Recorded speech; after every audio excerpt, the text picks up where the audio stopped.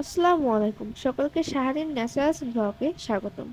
আজ বানাতে যাচ্ছি বিকেলের নাস্তার জন্য ডাল পুরি। এর জন্য আমি কিছুটা ডাল ধুয়ে নিয়েছি, এখানে দেখতেই পাচ্ছেন। এখন এই ডালটাকে সিদ্ধ করার পালা। এর জন্য আমি একটা পাতিলের মধ্যে ধোয়া ডালগুলো দিয়ে দিচ্ছি। এখানে বেশি ডাল প্রয়োজন হয় না পুরির জন্য। অল্প কিছু ডাল, এর মধ্যে একটু হলুদের গুঁড়ো দিয়ে লবণ দিয়ে দেব।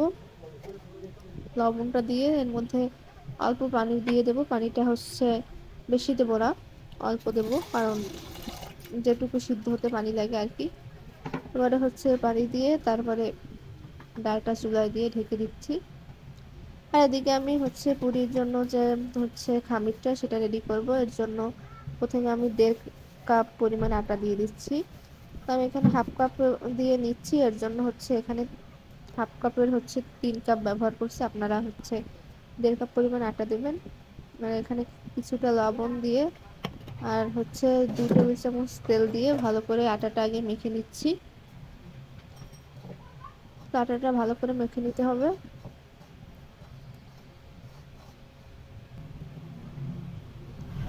এই যে দেখুন, আমার আটাটা কিন্তু মাখা শেষ। দেখুন যে হাত দিয়ে চেপে চেপে কিন্তু দলা হয়ে যাচ্ছে, তারপরে দলা দলা হবে আটাটা।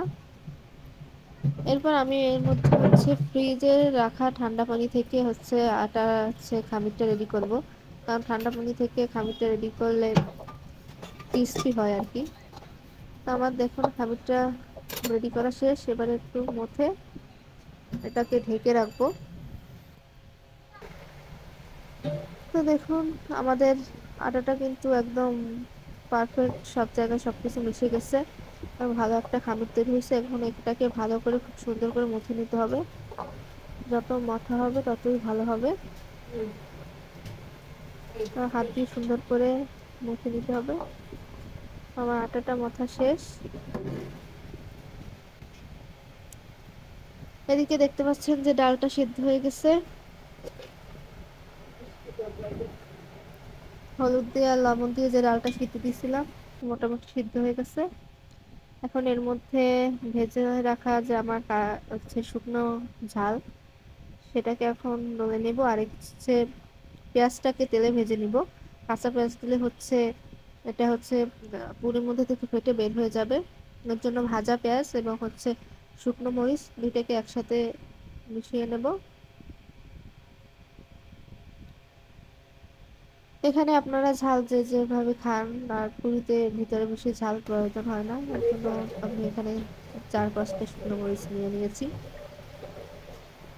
সবকিছু সুন্দর করে একসাথে মেখে তারপরে ডালের সাথে মিশাবো। শুকনো মরিচ আর পেঁয়াজের যে মিক্সটা বানিয়েছিলাম সেটা দিয়ে দিচ্ছি। এর মধ্যে আর একটা জিনিস দেব, সেটা চাট মশলা। এটা আপনারা দিলেও দিতে পারেন, আবার না দিলেও দিতে পারেন। এটা স্বাদের জন্য একটু দেওয়া হচ্ছে।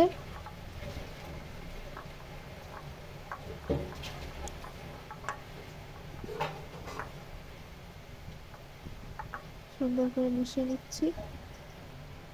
যেহেতু ডালটা লবণ দিয়ে সিদ্ধ করা হয়েছিল, এর জন্য আর বেশি লবণ ব্যবহার করব না। আমাদের চাট মশলাটা দিয়ে আবারও ভালো করে মিশিয়ে নিতে হবে সুন্দর করে, যেন দলা না হয়ে থাকে।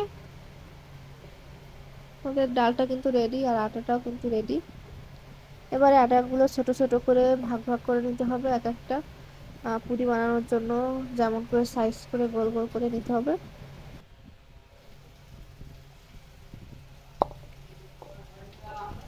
আমাদের গোল গোল করা কিন্তু শেষ। পুরির যে ডোটা সেটা রেডি। এবারে ভিতরে পুর দিয়ে তারপর বেলে নেব।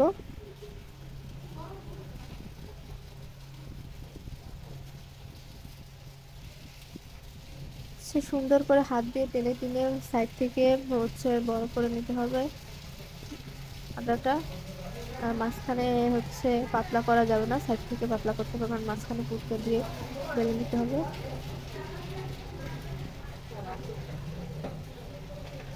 এবারে আমি এর মধ্যে পুরটা দিয়ে দিচ্ছি। পুরটা দিয়ে চারদিক থেকে টেনে টেনে মুখটা আটকে দিতে হবে।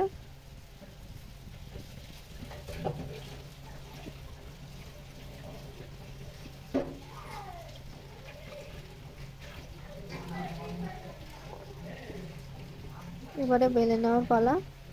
সুন্দর করে বেলে নিতে হবে, আস্তে আস্তে করে বেলতে হবে যেন ফেটে না বের হয়ে যায় ভিতরের পুরটা, আস্তে করে বেলতে হবে। আমার কিন্তু বেলা শেষ, দেখতেই পাচ্ছেন কতটা পুরু। পাতলা হলে কিন্তু ভালো লাগে না, ক্রিস্পি ভাবটা আসে না ভিতরে।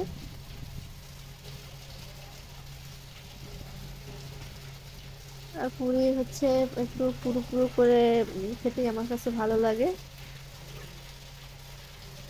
আমি আরেকটা বানাচ্ছি। বাইরে কিন্তু প্রচুর বৃষ্টি হচ্ছে, ভিডিওতে শব্দটা শোনা যাচ্ছে। অনেক বৃষ্টি আজকে বাইরে, তো বৃষ্টিতে বিকেলবেলা পুরি। ভিতরে বেশি পুর দেওয়া যাবে না, তাহলে কিন্তু বেলার সময় ফেটে বের হয়ে যাবে, এর জন্য অল্প করে পুর দিয়ে দিচ্ছি।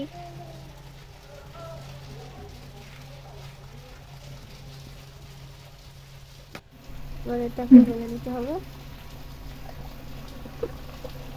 এবারে ভাজার পালা। তো এখানে আমি তেল দিয়ে, একটা কড়াইতে তেল দিয়ে গরম করে নিয়েছিলাম, এখন হচ্ছে পুরিটা দিয়ে দিচ্ছি। ঠান্ডা তেলে দিলে কিন্তু হবে না, গরম তেলে দিতে হবে।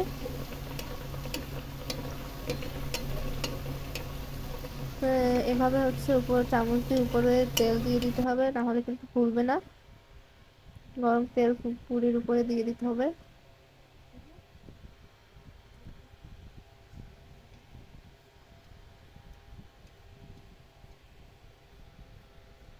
আমাদের এটা কিন্তু ফুলে গেছে, ফুলে ফেটে গেছে। এবার হচ্ছে ভাজা প্রায় একটু লাল লাল করে ভেজে উঠিয়ে নেব।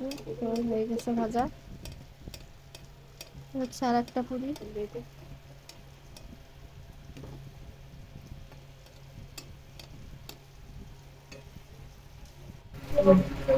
দেখুন কতটা ফুলকো হয়েছে। এবারে দুপাশে একটু লাল লাল করে ভেজে নিতে হবে।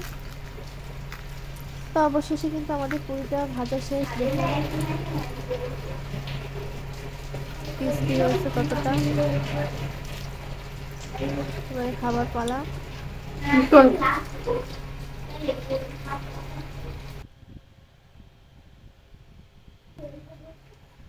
অসাধারণ হয়েছে খেতে, আর ভালোই মুচমুচা হয়েছে, টেস্ট হয়েছে ভালো।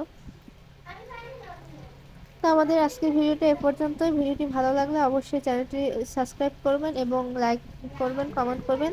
আপনারা বাসায় অবশ্যই ট্রাই করবেন। আর ভিডিওটি কেমন লাগছে অবশ্যই কমেন্ট করে জানাবেন। ধন্যবাদ সবাইকে, আল্লাহ হাফেজ।